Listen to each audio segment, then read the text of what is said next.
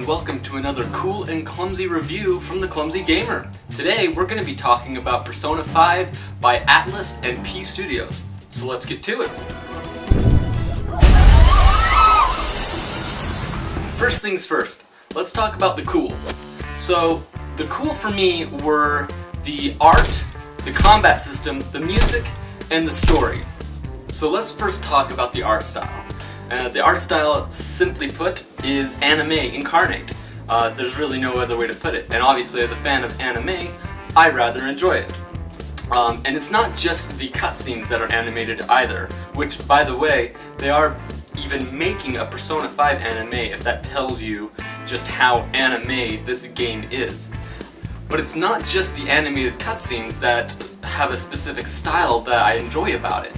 The entire game, from the menus to the battles to your daily interactions, is built to look like you're inside either a comic book or an anime. I guess maybe the perfect term would actually be a manga. I hope I'm pronouncing that right. I've never actually heard it spoken out loud. Can you believe it? So now let's talk about the combat system.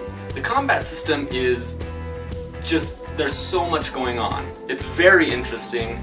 It takes a lot to really master, but because of the ways you level up your abilities, it's engaging. It's a lot more engaging than, your typical skill tree.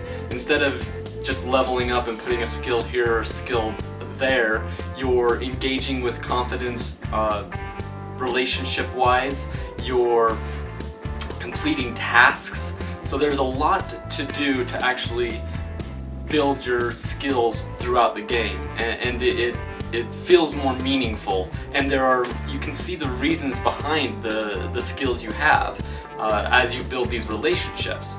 And in terms of combat itself, it's a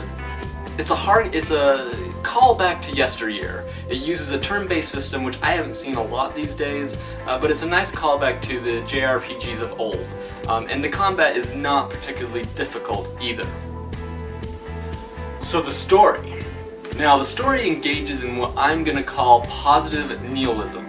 It's very, very interesting, the kind of philosophy it's putting forth, which is basically that nothing matters except what you make matter. And I really resonate with that message. I really like it. In terms of the plot itself, the story has some big twists that I particularly enjoyed, and it's altogether a funny, dramatic, and enjoyable experience. The character development as well is top-notch. You feel for these characters. They are fully realized people, and you either love them or hate them, and either way you're growing along with them, and you may change your mind as the story progresses.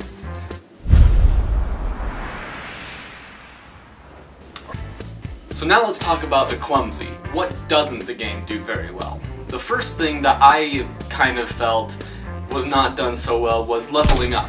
Now, like I said, the combat isn't particularly difficult, but if you're a completionist, or if you want to get some of the, I guess I'll call them summons for lack of a better term, they're called personas in the game, but people who aren't familiar with the game series might be more familiar with the term summon. In order to get some of the later summons, which are beautiful looking and have their own background stories attached to them, you have to reach super high levels or else pay currency, in-game currency, of course. This is a premium game. It's not free to play, so it's all in-game. But you have to pay in order to get some of these summons if you aren't at the proper level to simply make them. It can be very costly to build these summons if you can't make them yourself. And so the typical way to achieve these summons is to simply grind to that level. Now the problem with the game is that there gets to a point where you don't really have any high-level enemies you can gain quick experience from. You're grinding against enemies that are sometimes 10 or 20 levels below you. There are some exploits which can help you level up faster, but unfortunately, if you miss certain windows, you're simply out of luck. So definitely, if that's something you're interested in doing, before you go into the game, please make sure that you read up on things like the Reaper Flu exploit. That will help you out immensely. So another thing I quickly noticed about the game was that it is very linear. The first playthrough it doesn't feel so linear because the game gives you choices in dialogue, and so you're moving through the game as a brand new experience, and so it feels very fluid. But when you do the second playthrough, you start to see just how linear the story is. The dialogue options honestly don't mean much or do much, and the story is pretty much the same no matter what you do. The thing I will say though is that I do recommend a second playthrough, because in the first playthrough you generally can't get all your confidants maxed out, and confidants are really interesting experiences. They have their own stories and background, and you develop along with them. So in the second playthrough you can focus on that a lot more, and it almost feels like a new game. It feels like a second story, or a lot more is going on. So it still feels like there's a lot to do. But after the second playthrough, unless you're a completionist, there's not much to do. So I felt like that was definitely kind of a stumbling block.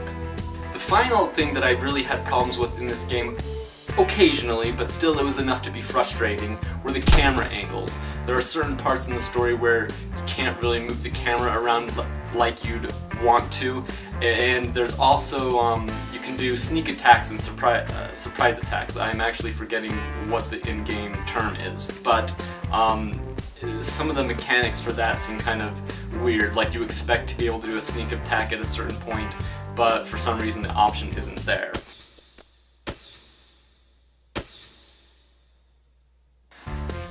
So what's the verdict? Well, if you like anime, I think this game is a no-brainer. You should totally give it a shot. The story, the music, the gameplay are all fun and engaging.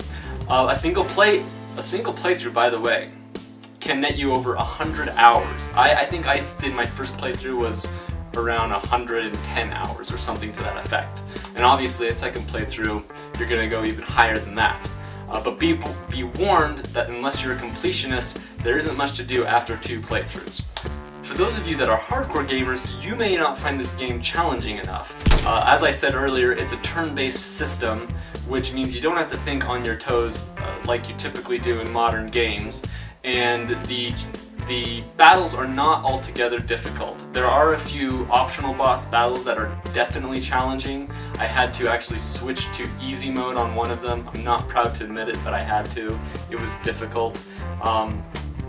But overall, the game is not what I would call a challenging one. It's a fun and engaging one, but not challenging. So, in sum, if you like anime, if you like music, if you like beautiful looking games, check it out. If you like a hardcore gaming experience, you might want to pass. Thank you for tuning in to The Clumsy Gamer, and have a wonderful day. Oh my gosh, you guys, I am currently doing post-production on the Persona 5 review, and I totally forgot that I didn't include the music portion of my awesome review. So I'm just gonna quickly insert this in. The music was freaking fantastic. It's danceable, it's groovy. You can use it for workouts and pretty much any sort of motivational thing you have going on in your life. So I highly recommend, even if you don't play the game, I highly recommend getting the soundtrack. That's all.